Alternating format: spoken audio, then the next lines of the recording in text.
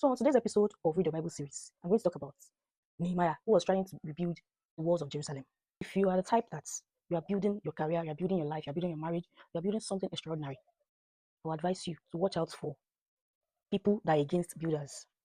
What do I mean by this? I'm going to give an example from Nehemiah. So Nehemiah heard that Jerusalem's walls has been broken down into pieces, they've conquered them, blah blah blah blah. And he was working as a cupbearer for King Artaxerxes or something. When he heard about it, he went to God and complained that, oh God, you are the one that listens to the people that are obedient to you, this one, that one. He was really sad about what he heard concerning the destruction of Jerusalem. So because of the news, he was sad.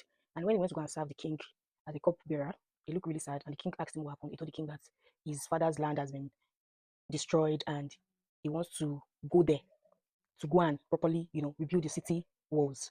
And that he will need two things from the king. The first one is that he will need the king to send with him, to send, to give permission for him to be protected. Then he will need the king to also give him access to timbers so that he'll be able to rebuild the walls. Blah, blah, blah, blah, blah. And because he has first spoken to God, God answered. The king said, no problem. And the king even sent with him some soldiers, to follow him back to his hometown. They asked him, when is he coming back? He gave them the timeline. So that's the work of you first talking to God in prayer before addressing the higher ups, because favor will definitely follow you anyway. Once you bring it to God in prayer, favor will follow you. So that's one aspect. Now, while he was rebuilding the city wall, the Jerusalem wall, people first, when they saw them, they were mocking them like, oh, the wall that have been broken into pieces. People want to come and rebuild. It's not possible for you to do it. It's not possible for you to achieve it. But Nehemiah, in the midnight, went to check the city wall. He checked it and was like, okay, he went to go and survey what happened, the pieces, how things were, what they need, and everything. So he started building after that. And everybody cooperated. The Israelites cooperated. They were like, okay, we want to achieve this. Let's do this. And before you know it, they've already built the city up to half. And those people that were saying that it's not possible to build the city, they now started conniving that they will kill the workers. Those people, they will kill them. They will look for how to attack them so that the walls, they will not be able to finish building. And I'm like, what is your problem? You're like, what the hell is your problem?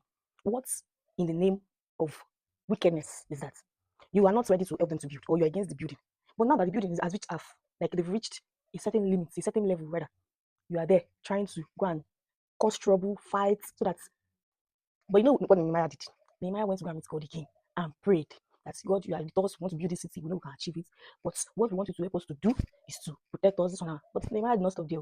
Nehemiah told his work, all those people that are his workers, the workman, the people, that as you are working, as you are constructing the gates, as you are building back the gate of Jerusalem, carry daggers, carry axe, like try to, anybody that attacks you, attack them. He made sure that into half. The people were working, he made some security straight up, and the others were working. And while they were working, he still told them to carry protection. Like, so what I realized is that in this life, whatever you are trying to build and achieve, some people somewhere just have an issue with it. They just hate for you to be successful. Some people are just there that whatever that will bring success or ease, whatever that.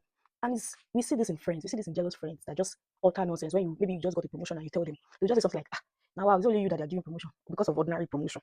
I remember when I clocked 25 and I was very happy that I'm going to clock 25 this one. And I don't want to call her my friend. She just said, because of ordinary 25. Like, it's not as if she's 25 yet.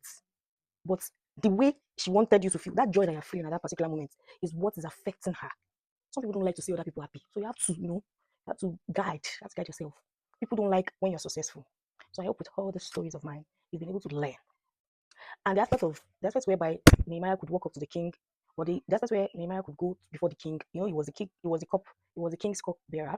And when he got there, he was able to, like, his face was looking down and all. And the king considered his feelings to ask him, you look sad, this is not the normal you I know, what is the problem? And he was able to express to the king that he wanted to go back to his hometown to go and restore the Jerusalem walls. It just shows you that favor has spoken for him, because he first went to God to talk about. When he heard about the news that Jerusalem was broken, he first went to God to discuss things with God, that God, this is not what I want. I want you to help me. I want you to do something nice about this.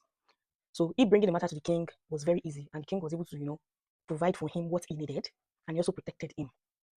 So when God's favor is upon a man, it will show in all his doings. It will show. You can't hate someone that God's mercy and favor is upon. You're going to hate yourself. You're going to regret it, because God will deal with you. So whatever you're building, please, there are some people that are against builders. There are some anti-builders. You avoid those people. Shalom.